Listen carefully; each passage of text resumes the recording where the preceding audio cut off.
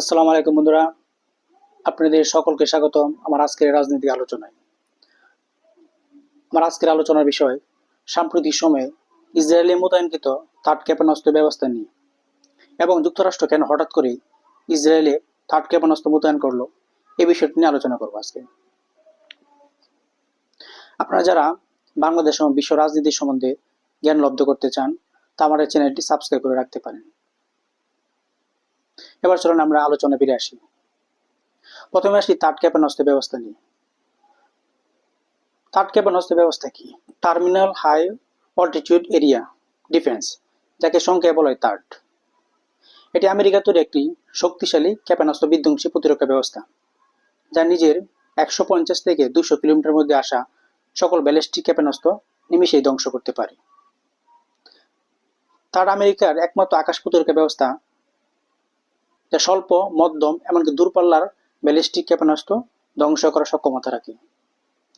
এটি বায়ুমণ্ডলের ভিতরে এবং বাইরে উভয় জায়গায় থাকা ক্ষেপণাস্ত্রকে ধ্বংস করতে পারে। আমেরিকা যুক্তরাষ্ট্রের কাছে থার্ডের 7টি ব্যাটারি রয়েছে, এর মধ্যে একটি ইসরায়েলে প্রেরণ করেছে। ব্যাটারিকে দেখভাল এবং পরিচালনা করার জন্য প্রায় 100 মার্কিন সেনা ইসরায়েলে প্রেরণ করা হয়েছে। যুক্তরাষ্ট্র কেন হঠাৎ করে ইসরায়েলে থার্ড ক্ষেপণাস্ত্র মোতায়েন করলো এই বিষয়টা নিয়ে আমরা আলোচনা করি।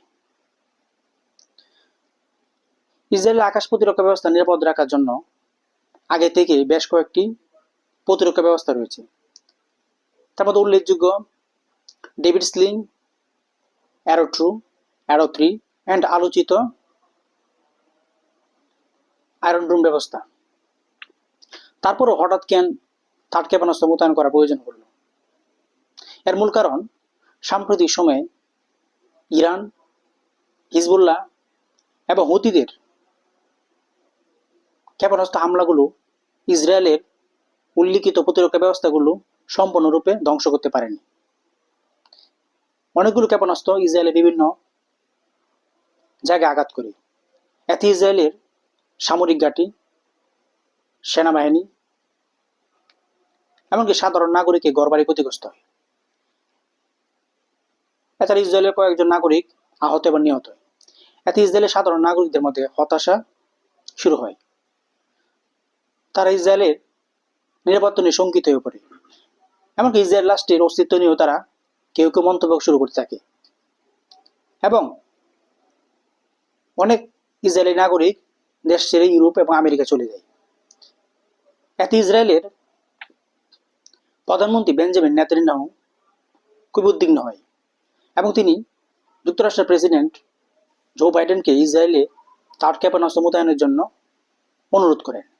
এর প্রেক্ষিতে যুক্তরাষ্ট্রের প্রেসিডেন্ট জো বাইডেন ইসরায়েলে থার্ড ক্ষেপণাস্ত্র মোতায়েনের অনুমোদন দেয়।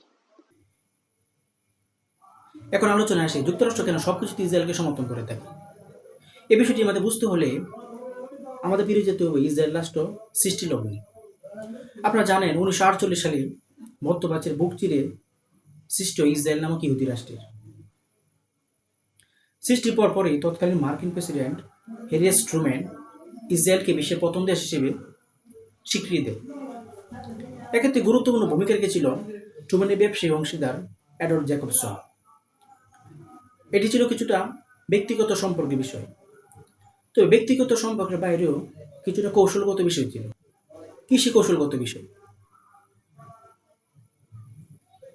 আপনারা জানেন দ্বিতীয় বিশ্বযুদ্ধের পরপরই ইসরায়েল নামক রাষ্ট্রটি সৃষ্টি হয়, যখন সমগ্র বিশ্বজুড়ে আমেরিকা যুক্তরাষ্ট্র এবং তৎকালীন সোভিয়েত ইউনিয়নের মাধ্যমে ক্ষমতার দ্বন্দ্ব নিয়ে শুরু হয়েছিল স্নায়ুযুদ্ধ।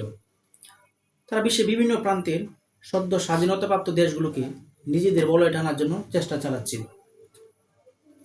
তাই আমেরিকা যুক্তরাষ্ট্র চাচ্ছিল মধ্যপ্রাচ্যে তার একটি গুরুত্বপূর্ণ বন্ধু রাষ্ট্র সৃষ্টি করতে, যাকে তারা প্রয়োজন মতো ব্যবহার করতে পারবে। কেননা মধ্যপ্রাচ্য ছিল তেল সমৃদ্ধ অঞ্চল এবং এখানে উপস্থিত সুয়েজ খালের মতো গুরুত্বপূর্ণ জলপথ। তবে এত কিছু পরও তখনও পর্যন্ত ইসরায়েলের প্রতি যুক্তরাষ্ট্রের দ্ব্যর্থহীন সমর্থন ছিল না। ইসরায়েলের প্রতি যুক্তরাষ্ট্রের দ্ব্যর্থহীন সমর্থন শুরু হয় 1966, 1973 এই দুটি আরব ইসরায়েল যুদ্ধের পর, যখন ইসরায়েল আরব শক্তিগুলোকে হটিয়ে দিয়ে মিশরের সিনাই উপত্যকা, সিরিয়ার গোলান মালভূমি এবং জর্ডানের কিছু অংশ দখল করে নেয় এবং নিজেকে এই অঞ্চলের আঞ্চলিক পরাশক্তি হিসেবে প্রতিষ্ঠিত করে।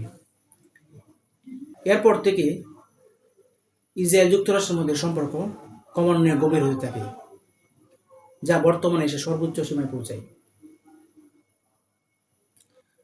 তবে বর্তমান সময়ে যুক্তরাষ্ট্রের ইসরায়েলের প্রতি এই ব্যাপক সমর্থনের কিছু কারণ রয়েছে। এর মধ্যে রয়েছে রাজনৈতিক কারণ, অর্থনৈতিক কারণ, ধর্মীয় কারণ। প্রথমে আসি রাজনৈতিক কারণগুলোকে। মধ্যপ্রাচ্য ভিত্তিক রাজনীতি। যুক্তরাষ্ট্র মনে করে থাকে মধ্যপ্রাচ্যে তার একমাত্র ঘনিষ্ঠ এবং পরীক্ষিত বন্ধু ইসরায়েল। যদিও কিছু মুসলিম রাষ্ট্র, সৌদি আরব, আরব আমিরাতকে যুক্তরাষ্ট্রের বন্ধু রাষ্ট্র হিসেবে গণ্য করা হয়, তবে তারা যুক্তরাষ্ট্রের বিপদের সময় কতটা সহায়তা করবে বা আদৌ সহায়তা করবে কিনা তা নিয়ে যথেষ্ট সন্দেহ রয়েছে। তাই যুক্তরাষ্ট্র চাচ্ছে এই অঞ্চলে ইসরায়েলকে যে কোনোভাবে হোক টিকিয়ে রাখতে হবে, চলে বলে কৌশলে। এবার আসে যুক্তরাষ্ট্রের অভ্যন্তরীণ রাজনীতির বিষয়। আপনারা জানেন যুক্তরাষ্ট্রের অভ্যন্তরীণ রাজনীতিতে ইহুদিদের ব্যাপক প্রভাব রয়েছে। এখানে বিভিন্ন ধরনের সংগঠন রয়েছে যারা ইসরায়েলের প্রতি সমর্থন সৃষ্টিতে কাজ করে থাকে। এর মধ্যে সবচেয়ে বড় এবং প্রভাবশালী সংগঠন হচ্ছে American Israel public affairs committee, যাকে সংক্ষেপে বলা হয় EIPAC। সংগঠনটি সমগ্র আমেরিকার ইহুদিদের কাছ থেকে অর্থ সংগ্রহ করে, এমনকি কট্টরপন্থী ইভানজিক্যাল খ্রিস্টানদের কাছ থেকেও অর্থ সংগ্রহ করে থাকে। সেই জমাকৃত অর্থ দিয়ে তারা যুক্তরাষ্ট্রের প্রেসিডেন্ট নির্বাচনের সময় ব্যয় করে। ডেমোক্র্যাট, রিপাবলিকান উভয় দলের প্রেসিডেন্টের প্রার্থীর পক্ষে তারা অর্থ ব্যয় করে থাকে। এর ফলে যেটা হয় তা হচ্ছে, যে দলের প্রেসিডেন্ট নির্বাচিত হোক না কেন, তারা ইসরায়েলের বিপক্ষে কিছু করতে পারে না বা করার সাহস করে না। আমেরিকা যুক্তরাষ্ট্রের বিভিন্ন ব্যবসায়িক, প্রযুক্তি, অর্থনীতি, এমনকি সংবাদ মাধ্যমে গুরুত্বপূর্ণ পদগুলোতে বসে আছে ইহুদিরা বা ইসরায়েল সমর্থনপুষ্ট ইভানজিক্যাল খ্রিস্টানরা, যারা আমেরিকার রাজনীতিতে গুরুত্বপূর্ণ ভূমিকা পালন করে। এমনকি এখনো পর্যন্ত আমেরিকা যুক্তরাষ্ট্রের প্রায় 60% মানুষ ইসরায়েলকে প্রত্যক্ষ সমর্থনের পক্ষে। অপরপক্ষে ফিলিস্তিনের পক্ষে এ ধরনের শক্তিশালী সংগঠনের অস্তিত্ব যুক্তরাষ্ট্রে খুঁজে পাওয়া যায় না। যদিও কিছু ছোট ছোট সংগঠন রয়েছে, কিন্তু তাদের অর্থনৈতিক শক্তি খুবই কম। ধর্মীয় কারণ।